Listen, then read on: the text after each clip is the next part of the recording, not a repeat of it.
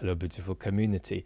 Today we're going to look at some of the turbulence and revolt that we've witnessed on Russian territory over the last few days. And no, we're not just talking about it again, we're talking about it in a different light. We're going to explore how I'm going to deliberately use a bad word here, consumed what was happening on Russian territory through the informational environment in which we find ourselves, which we have to negotiate, right? And how we understand what that environment is like, how it might be improved, how we handle it, is central to the sustenance of our democracies.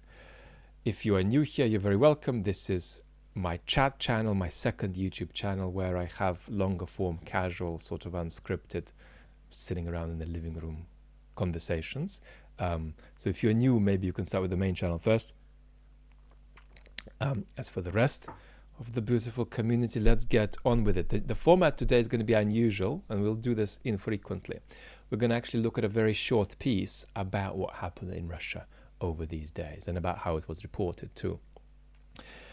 A lot of you request commentaries on videos and commentaries on articles written, and unfortunately often just for health reasons, because of my disability, I only work 3 hours a day. I'm not able to share as much of that kind of content as I would like, but we're gonna do a couple of very short pieces.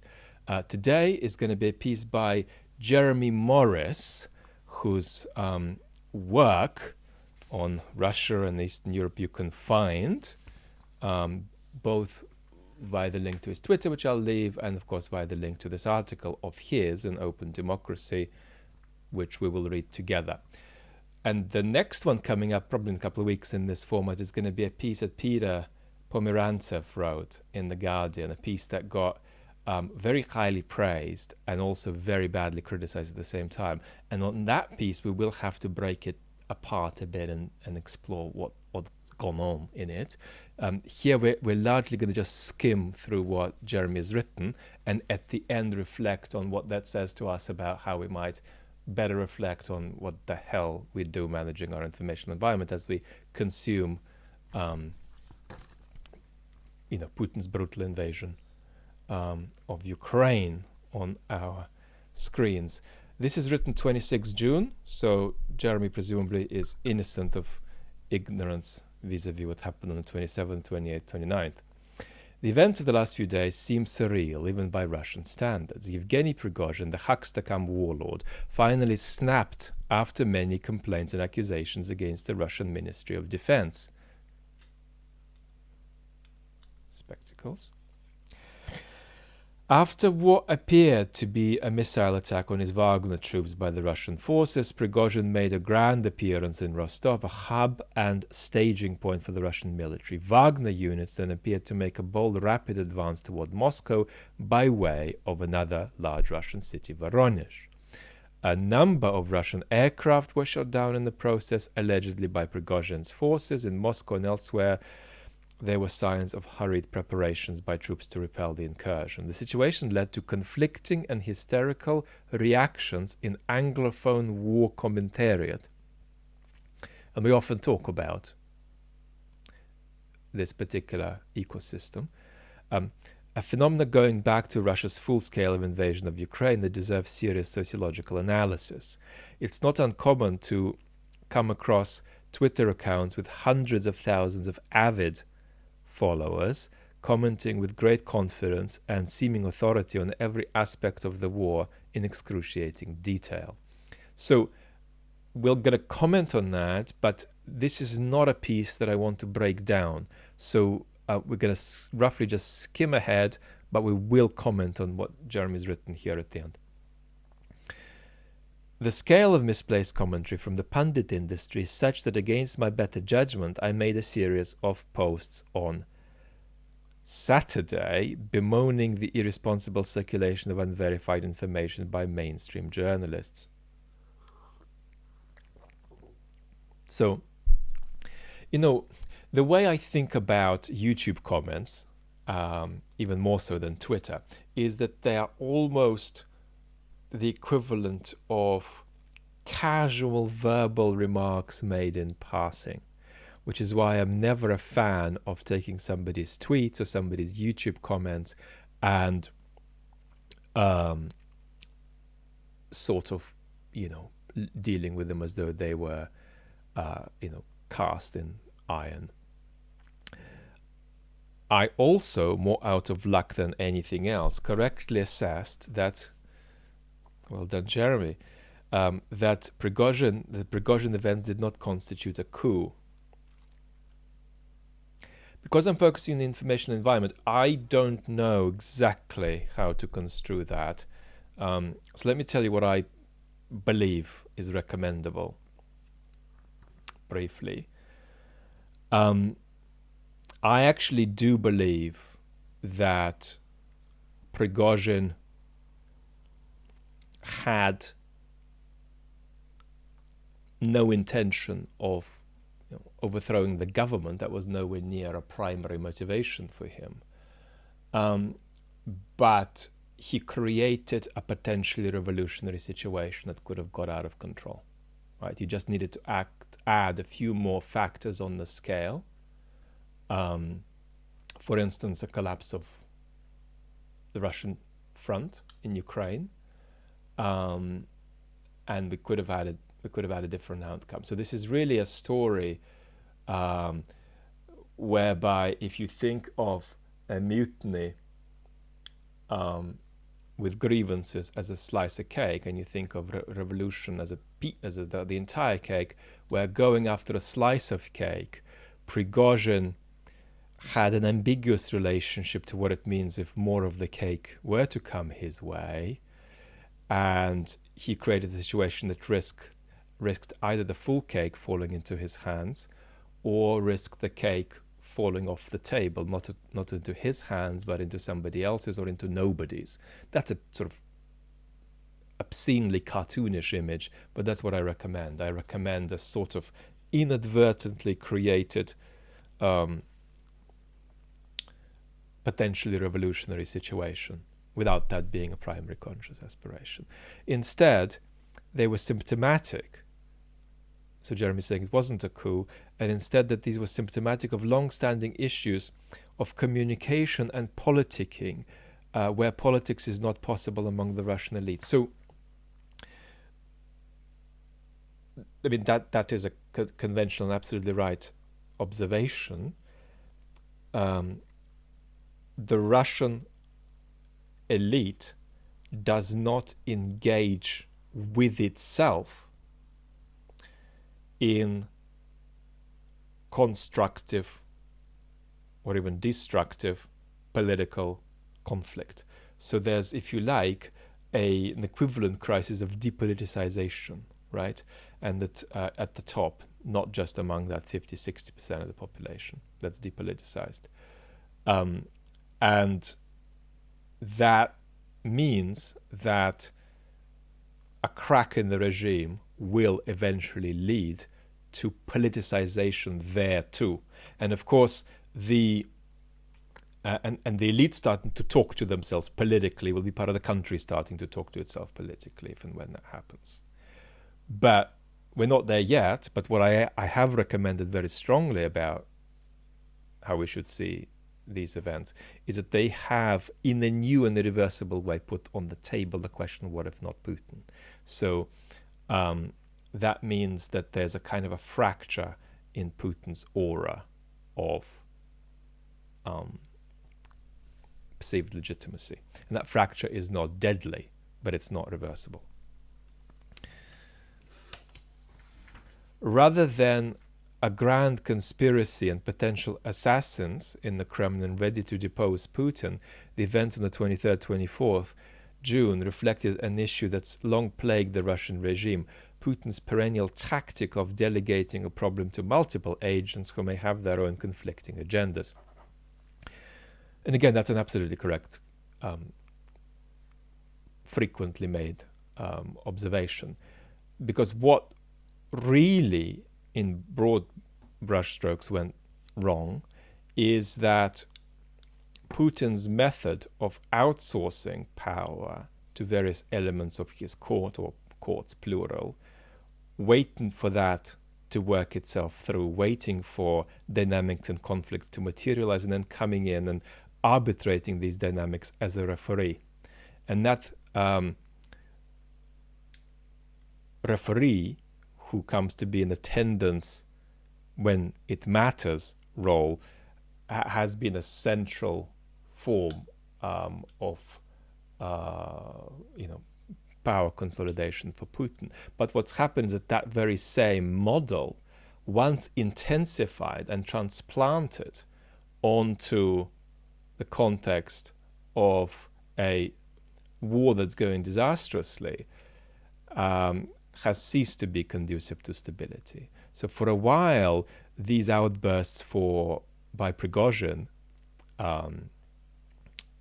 perhaps not the recent ones, but for quite a few weeks, if not months, these outbursts, at least in part, were functional for Putin. So they were deflecting from Putin things that might come his way for the disastrousness of the war, not necessarily for the wrongness of the war, but for the disastrousness of the war. And these were redirected onto Shoigu instead. And you could even argue, less convincingly than this point I've just made, that there was also a potential role there for Prigozhin to attract to him some of the Z radical bunch and, as it were, monitor, tame, control them. A kind of role that Zhirinovsky had before God finally decided to kill him. Now, this is Putin's greatest instrument for maintaining his perch at the top of the Russian elite. And we might now say was, or is. It has long allowed the Russian leader to be seen as above politics. In wartime, with Russia facing humiliation after humiliation and a coalition of much more powerful states, even loyalists, whether in the elite or on the street, see Putin as at best a ditherer and at worst hostage to paranoia, faction capture, and even conspiracy thinking. In essence, what happened in Russia at the weekend was an appeal to authority where the boss had checked out. That said, a focus on Putin was not initially helpful as the uprising, or Bund, as some are calling it in Russian, unfolded. For me, Putin's characteristic absence from the scene was useful to assess what all the state and parastate agencies would do, from Prigozhin's private military organization Wagner to the competent defense ministry, the Russian security services, also rivals with each other, the Chechens, quote-unquote, and the Moscow government. A big question was, faced with what looked like an existential threat, would the Russian state start acting like one, start acting like a state, presumably? People endlessly talked of defections and elite conspiracy, which was wide of the mark.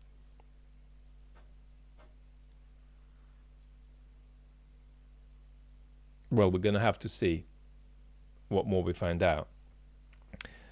But certainly a critical question on the, a few hours into this was, would bits of the military peel off and some way join the march? Instead, we had something of a quasi-experiment to test the thesis about Russia's supposed state weakness. I've argued that the Russian state is incoherent yet robust under pressure. And of course, it's worth saying that we've got to be aware that when major crises are happening and the rates of transformation are fast, it's very difficult for academic work to keep up. So we've got to, always approach things with a certain level of generosity.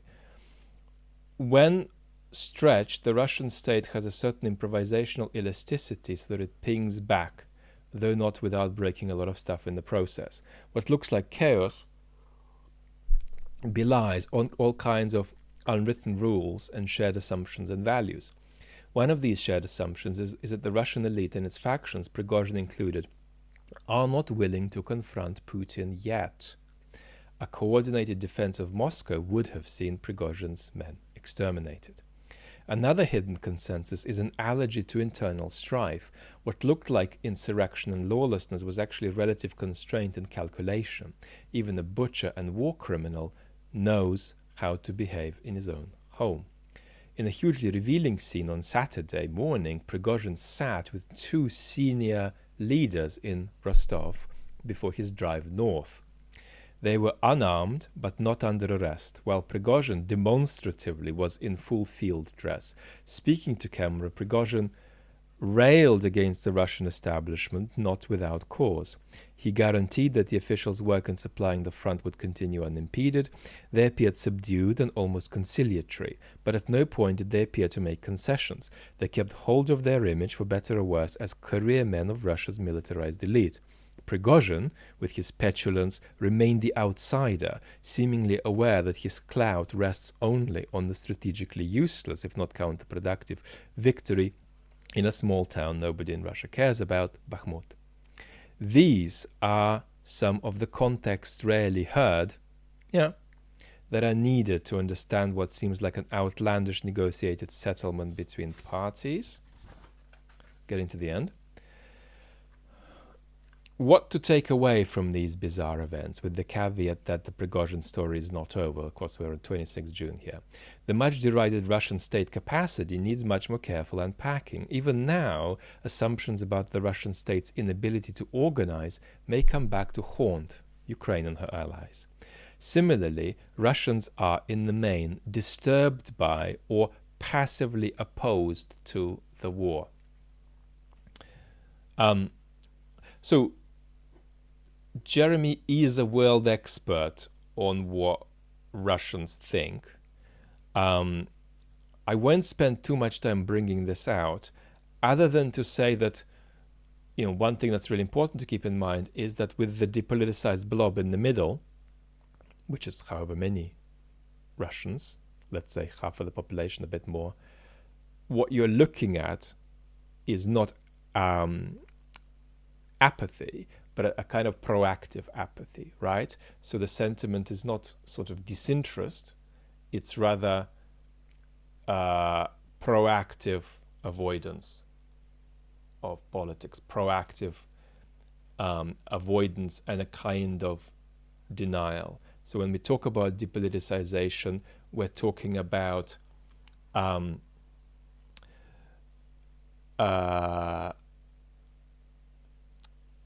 not a lack of enthusiasm to go somewhere, but resistance, right? Resistance. So not indifference and not ignorance, but resistance, right? And that's why it's also fair to say that in a certain sense, Russians know all too well. It's an exaggeration, but Russians know all too well what their state has done in Ukraine, for which they're responsible.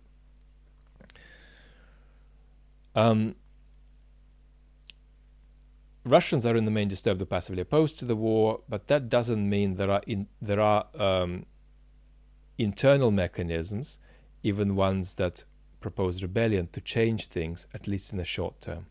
What we saw among the public in Rostov was not enthusiasm for Prigozhin and his war machine, but relief and post-shock euphoria.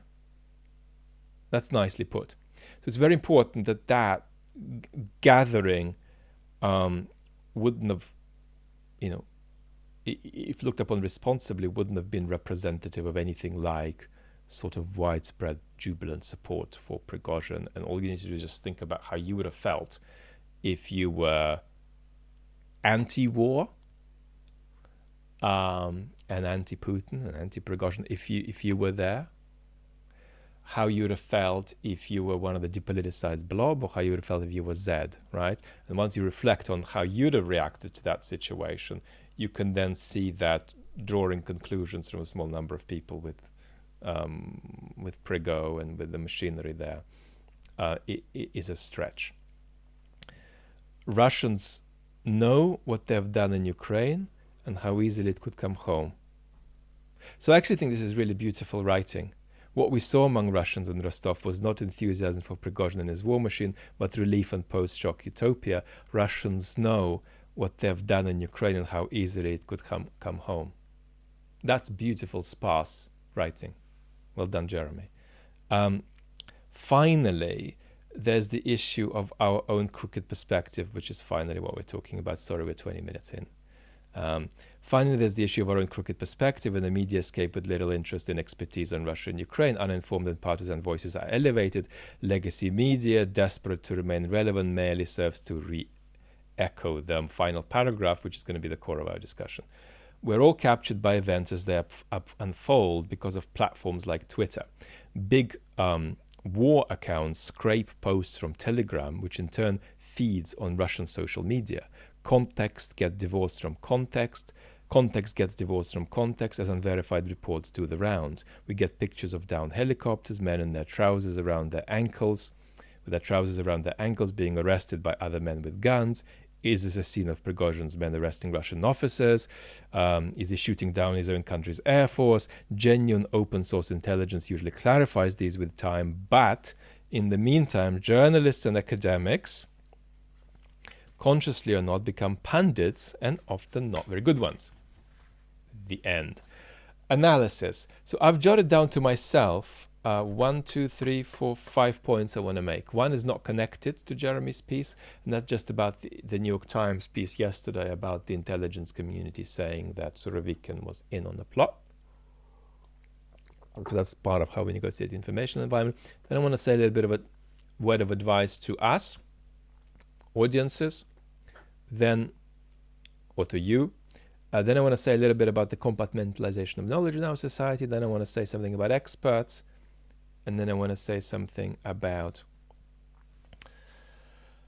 a very big risk factor for all collective but not really institution like online platforms that do news analysis. So briefly on the NYT, what's my point? So I just want to stick this in because it's current and important. So you can't do ethically what the NYT did yesterday. They've done it several times. You can't say a couple of people in the intelligence community who have spoken to us, or a couple of people in the intelligence community who have spoken to public officials, who have spoken to us, say that X, whatever, that the moon's going to fall on our heads tomorrow, that Surovikin is arrested, or that Shoigu has eaten Putin for breakfast. Doesn't matter. Why not? It is a journalist's responsibility to give some indication of how well positioned that source is to make that judgment and to analyze that source. You cannot pass that on, especially in a society as polarized as us, which means the United States, Britain, but other societies too. You cannot do it in a society that is experiencing the biggest loss of trust in institutions since the bloody European revolutions of 1848. You have to do more, right? And also, how do we know that somebody who is part of the intelligence community knows anything about Russia, or knows enough things of that kind about Russia to say that, right? Because without any further critical analysis of whether what we're reading we should give it a 1 out of 10 testimonial credibility rating or a 9 out of 10 testimonial credibility rating, without giving that indication, the journalist is introducing unhelpful, destructive, magical thinking that eventually leads to distrust, magical thinking about the authority of the person being quoted. But, there's no reason why somebody in the intelligence community should know what they're talking about. They might not, especially when it comes to non-factual matters. So with Surovikin, this is a sort of factual matter, but often we get much more complexly evaluative matters conveyed to us with a sort of undisclosed green tick from some mysterious intelligence person. And that is unfortunately the politicization of intelligence, one way of politicizing intelligence. And we need journalists who do this to stop it, which doesn't mean they don't publish the article. That means they introduce a filter into the article. It's their job to do it. Oh, it's hard, is it? Oh, you don't know? You can't write the piece. I'm sorry. You have to give me a filter there. The filter could be, I'm 50-50 on this stuff. on the basis of the evidence, but this is what we've heard. That's already enough. That wasn't quite there in that NYT piece. So that's the ethics of that. We've got 2 episodes in a row, I think, here on chat, which are rants. So there we go. Advice for the audience. So what is tricky for you and for me is that we are consuming things by people who are engaged in different kinds of activity. Let's say there are 17 categories of activity here, but let's only list a few. And they're not sharply distinguished from one another, and they're fluid. And that fluidity is itself something we've got to track. So there are academics and, let's say, experts out there sharing stuff. There are info warriors sharing stuff. Now, sometimes they're info warriors because they are passionately convinced that that's a good thing to do. Sometimes they're info warriors for other reasons. Often they're info warriors because they're connected with Ukraine and outraged by the horror that Mr. Putin's regime has inflicted needlessly on Ukraine. And there are certainly info warriors who are very constructive, and there are info warriors who are less constructive. So we can't say anything except something neutral about those. Then there are activists. Now, activists come in different forms too, but one form of being an activist is to go on as though truth is secondary to what constitutes progress rather than the other way around. Right? And we've seen a few people trend during the war, actually, from public intellectual to activist. And we've discussed a couple of cases like that in the past. Then there are also entrepreneurs. And entrepreneurs are gliding on the waves of audience capture algorithm and generating their online profile. Even entrepreneurial activity, though, can be both benign and even sometimes positive. I mean, don't think that how people back up and line up behind a good cause has to be benign. A lot of people do good things for bad reasons. So the trouble is that what Jeremy is asking here has place when we talk about experts, and indeed that's the demo Jeremy wants to apply it to. Experts and academics and journalists, yeah. But what we also have to realize is that sometimes it's hard to distinguish who is who, and sometimes these things float. There are plenty of people who are in a sort of very ill-assorted way categorized across these little buckets I listed, even though they're holding a formal academic position. And so we have to watch that and in an exploratory way understand what is motivating people, right? And I would also say that if you're following somebody regularly, you do have to have a visceral conversation with yourself, and hopefully that they can do that too in the way they communicate with the public about trust. And trust is not something on which you get a green tick.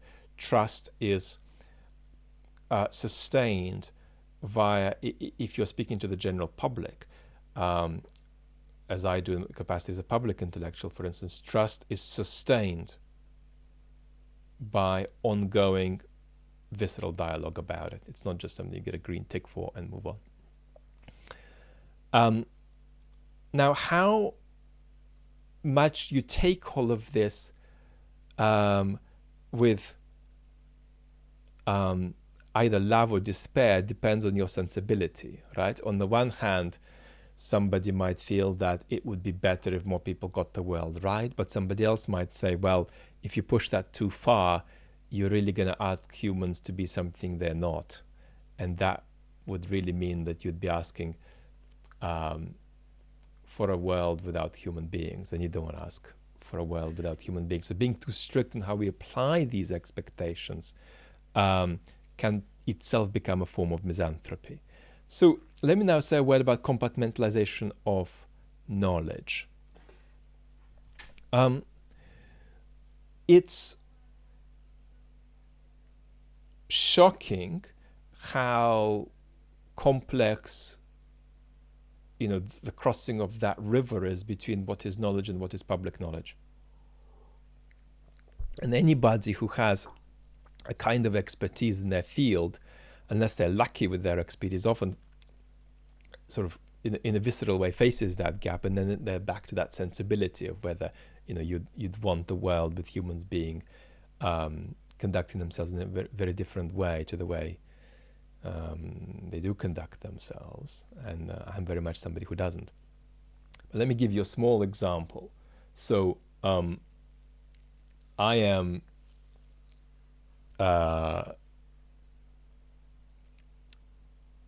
I've been sick for 20 years with my health condition, which is why my academic work has progressed so slowly. I am not at this point recognized beyond the circle of about 20 people in the world as an expert on certain parts of contemporary literature in political philosophy. Right? So I'm writing a book about Isaiah Berlin, who's a 20th century British public intellectual who had a very complex relationship himself with professional academia. And I can tell you that the way Isaiah Berlin is taught to undergraduates in all institutions I've come across, including Oxford, which was a kind of home for Isaiah, is wrong.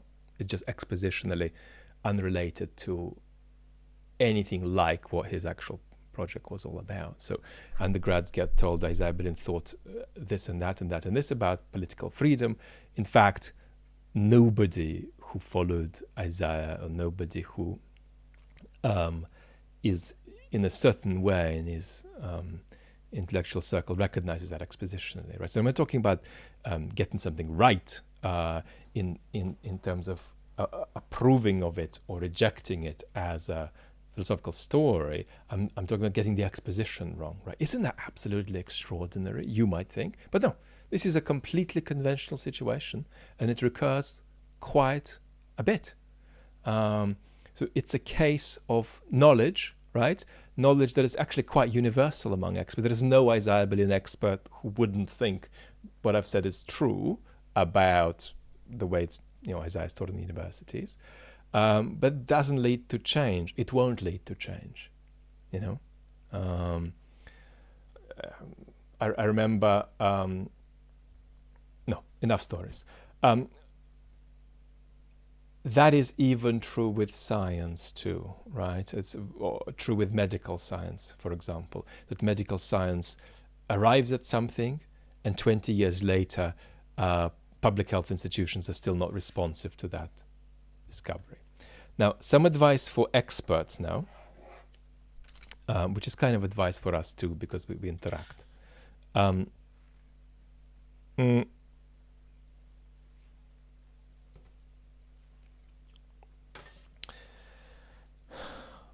And this is the sort of pro-democracy advice, really, which says, be way bolder than you're being about your expertise and your lane.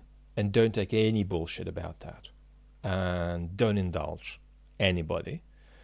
But slow right down when you are getting beyond your lane of expertise, right? So if you look at how the academy works in general today in the Western world in terms of its communication with the public, there is insufficient confidence academics have in their expertise, and there is excessive transgressions academics do beyond their level of expertise. And when that happens, that is damaging. And I would say that to non-academic experts, the same goes. It's very important also that it's not clear where the borders of your expertise end and begin. That itself is a philosophical question, right? I did a tiny interview this morning when I was feeling really sick. I didn't do well at all, but it was a bunch of questions that were completely it was completely unobvious that they were questions for me, because they combined what a political philosopher talking about authoritarianism and democracy and whatever fascization might know, and some things that a defense analyst needs to know, right? So I was very clear that there were these questions that I simply would not answer. Questions like, what will Prigozhin do once he arrives in Belarus? I'm sorry, that you can't ask that. You can't ask a political philosopher that question. And it's very important to, just say, not going to go there, or to sort of pass on the buck to somebody who knows, and say, sort of ask them. And the other thing that's really important to not assume, is that institutions, including journalistic institutions, filter experts properly, right? And one of the common patterns you actually see is that legitimate experts are positioned by institutions to, as it were, give testimony on areas that aren't their expertise. One of the things that I have witnessed through the war, and I love retired generals. I didn't mean to say that. Oh my God! There's lots of fantastic characters who've had marvelous army careers. They're interesting to talk to. They are often very helpful to journalists who have appropriate connections with them on anything military. But we have seen quite a lot of military experts giving absolutely explicitly political analysis about dynamics in the Kremlin. And, they're naming names like, oh, Mr. Sechin has done this, or Mr. Kovalchuk, or which Kovalchuk? Well, I don't know, is there two of them? And then it's clear that, they don't have even a semblance of depth of knowledge about this stuff, but they're speculating about Kremlin dynamics, right? So, but they are experts, but just not in that. And so institutions do not filter this perfectly.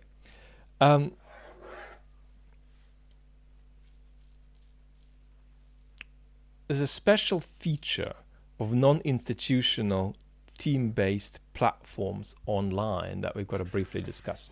So what you've seen recently is not just the proliferation of talking heads like this one. You have seen teams develop where people become a kind of a micro institution, right? And it might be that there are two presenters and maybe a team of 5 or 6 people behind them, and they do a daily show of political analysis.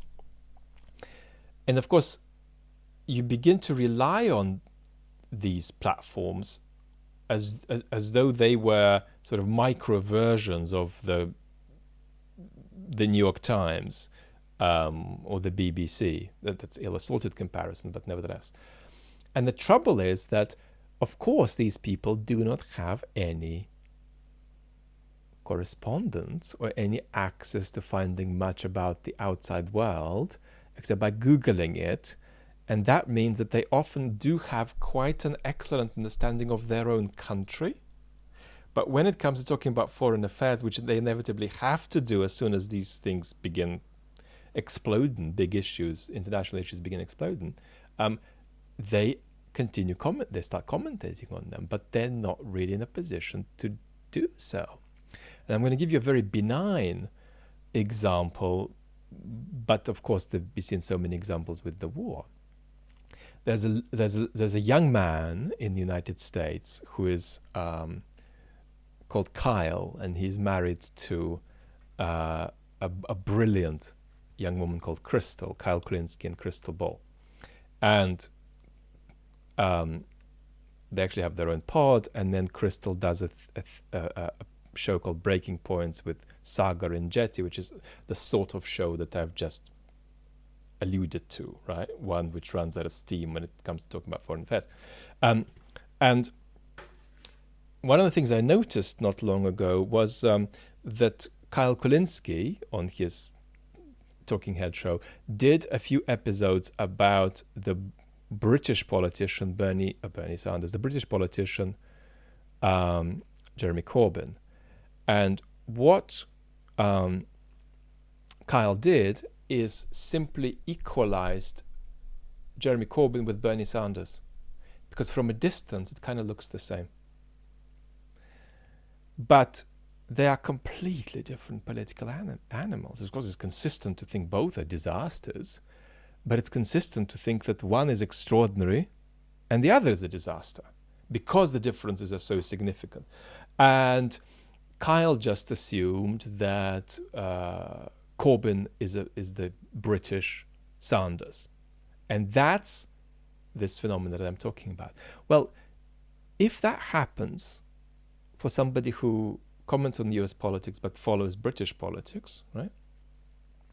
Can you imagine how much that's going to happen with these type of shows when the cultural gap is bigger and they're commenting not on Jeremy Corbyn but on Prigozhin or Putin or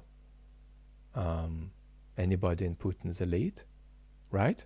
I mean, you end up in a situation of absolutely extraordinary cartoonification, right? Whereby if you made these people reconstruct the conscious intent of the central agents involved in various dynamics, or made them paint pictures of roughly how the relevant institutions at stake function or how they're broken down, they just would not be able to give an analysis of that of these that would have much friction with reality.